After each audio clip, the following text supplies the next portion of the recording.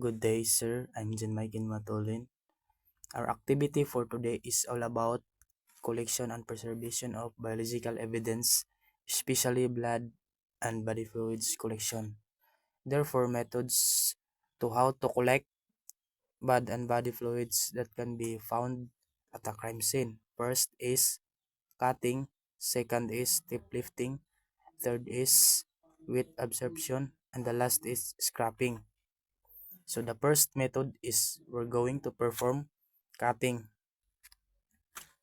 The investigator need to do is to cut the portion of the item where the suspected blood stain adheres. The instrument we use is sterilized cutting device or sterilized scissor. Then we put in on a paper bag in order to preserve the type of evidences that we discover on a suspected item. The second method on the collection blood and body fluids as evidences is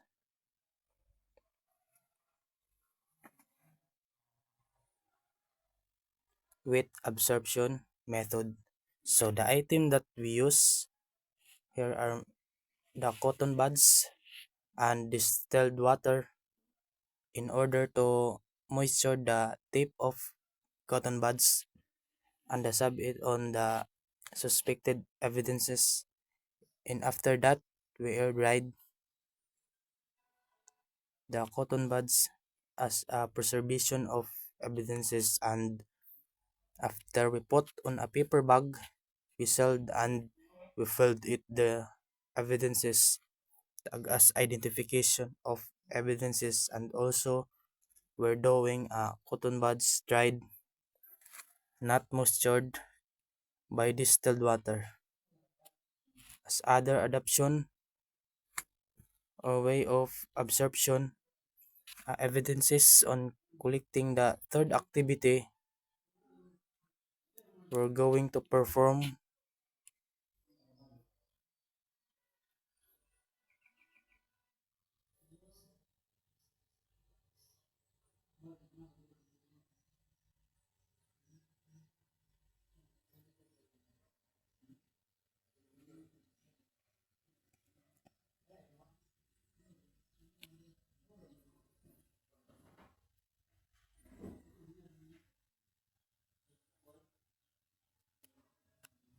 tip lifting. The tip lifting is only applicable on non-absorbent item or materials like cement, tiles, or glass. In this activity, we use scotch tape as lifter instead of using fingerprint lifter to remove a suspected bloodstain adhering on suspected material or item, and then we put it on a paper bag to preserve the evidences and sealed it properly for laboratory examination. Then would be done by the investigator. The last method is we're going to perform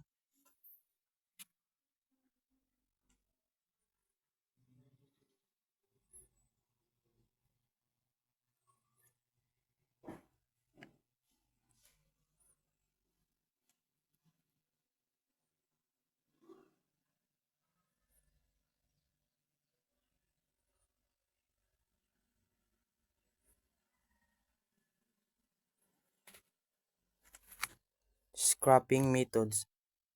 Must be done on scrapping the item where suspected evidences adheres as scrapping must be done on the moving suspected stain or something by sterilized object or material. In this activity, we use a sterilized knife to remove a suspected stain on a wood, and also we use a clean bond paper to catch the falling scrap evidences from falling on the ground, and then we put the evidence on paper bag to preserve the evidences and for laboratory examination.